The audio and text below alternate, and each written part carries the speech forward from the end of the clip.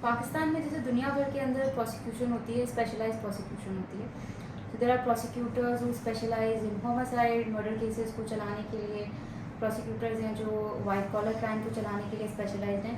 Unfortunately ہمارے پاس ایسی specialize prosecution نہیں ہے.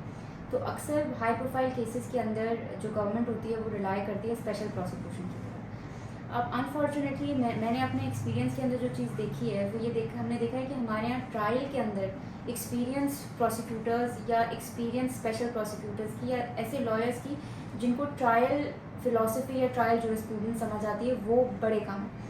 اس کا سب سے بڑا امپیکٹ یہ آتا ہے کہ جو ڈیفینس ہے وہ ویسے ہی کافی ریسورسفل ہوتا ہے. برڈن وکٹم کمپلیننٹ کے اوپر اپنا کیس اسٹیبلش کرنے کا یا ریاست پہ اپنا کیس اسٹیبلش کرنے کا بہت زیادہ ہوتا ہے. تو جو ڈیفینس کاؤنسلز ہوتے ہیں ان کا ایک ہمیشہ ایک اپر ہینڈ رہتا ہے، because they don't have I don't want to say good prosecutors, but they don't have like diligent prosecutors.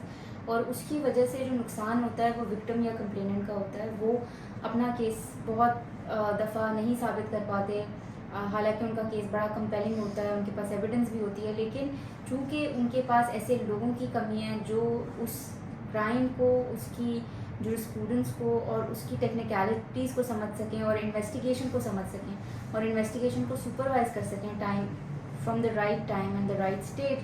تو I think Pakistan really needs to revamp their prosecution system. ہمارے یہاں prosecution centralized ہونی چاہیے، اور اس کے علاوہ we should have specialized prosecution in fact, and we should have prosecutors who are trained in understanding investigation protocol.